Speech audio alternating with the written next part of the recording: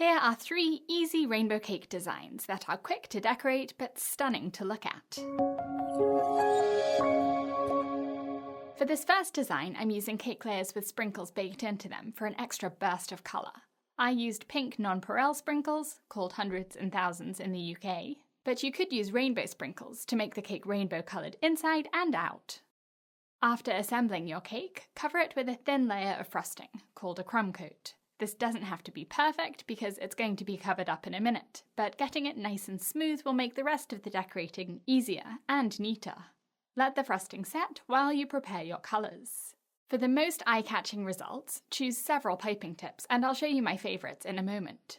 If you want to be able to use the same piping tip with different colours, use couplers in those piping bags so that you can switch the tips around easily. I'll show you how to use these later. After the crumb coat sets, spread more frosting onto just the top of the cake and smooth it.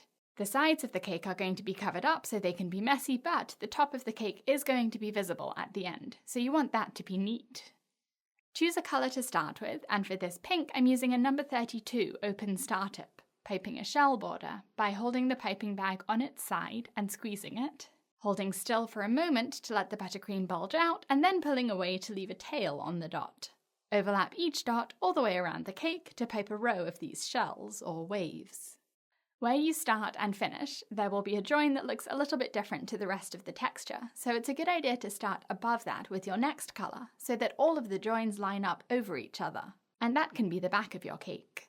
This is a 1M star tip, and I'm using the same technique to pipe a shell border with it, but the piping tip is much bigger, so the piped details will be bigger too. But once the rest of the details are added, I think the variation looks nice.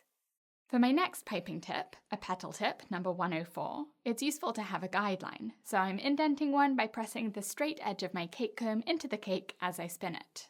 Hold the tip with the narrow end of the teardrop shape pointing outwards and the wide end pressed against the cake, and squeeze as you move it slowly up and down around the cake.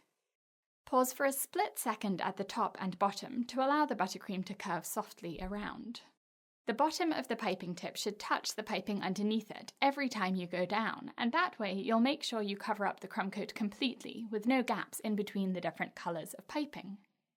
There's no right way to create the join between the beginning and end of piping, so create whatever texture you can, and as long as you're lining up your joins above each other, that side can face the wall when you display the cake, so no one will see it anyway. If you're using couplers, unscrew the ring to remove the piping tip and then place it on another coupler on another piping bag.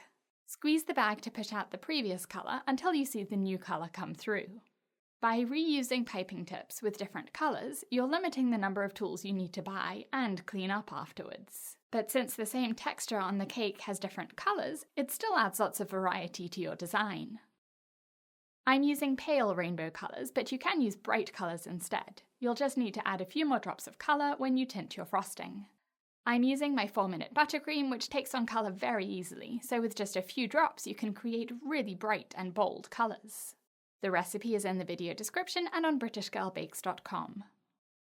This is a medium round tip, a 2A, and I'm using the same shell border technique, but it doesn't look nearly as neat without the texture of a star tip.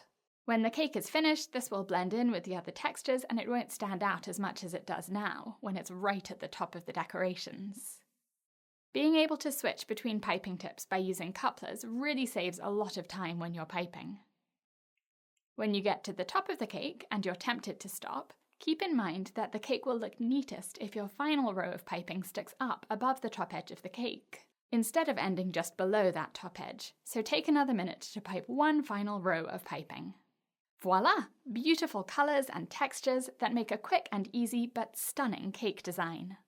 With this next technique, skip the texture and instead create flat layers of your rainbow colours around a cake. You can either spread or pipe the colours onto the cake. Piping is a lot quicker, but if I didn't already have these colours in piping bags, I would just spread them on instead. Start at the top of the cake, creating a ring of colour all around it, and then scrape around the cake gently with a cake comb to leave a thin, smooth layer of colour on the cake. After each time you go around the cake, scrape the excess frosting off your cake comb into a bowl. If you take off more frosting than you want and the band of colour is too thin, spread some of the scraped off coloured frosting back onto the cake and then smooth it again. Pipe or spread your next colour underneath, overlapping the first colour so that there's no gap in between the two colours.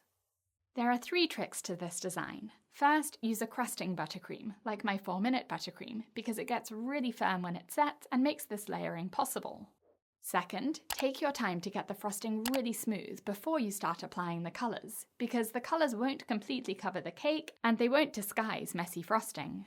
Third, chill the cake in the fridge for at least 2 hours before you do this. That way the frosting will be very firm and you can pipe or spread and scrape the colours without damaging it. Also, the colours will set very quickly when they're on top of very cold frosting, so the colours will create layers over each other instead of blending together. You can choose to go all the way down to the cake board with your final colour, or leave a gap so that there's white visible at the top and bottom of the cake. To add some detail to the top of this cake, squeeze a little bit of each colour of frosting onto the straight edge of a cake comb, going in rainbow order. My cake is tiny, it's only 4 inches wide, so I'm using the bottom edge of the cake comb instead of the longer side. Lower the comb down onto the top of the cake and pull it in a curved arc shape across the top surface of the cake to leave a rainbow behind.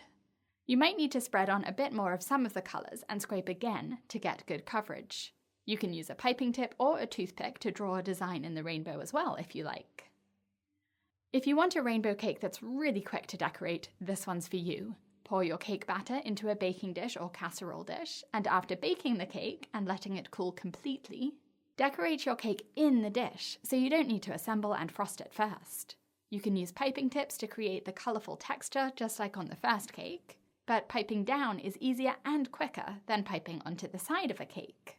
The best bit about this rainbow tray bake cake is that transporting and serving it in a dish is so simple. I hope you've seen a cake design you love. Tell me in the comments which is your favourite, and check out my cake school for my free course on 10 frosting techniques and courses on hundreds of other cake designs and techniques. Thanks for watching.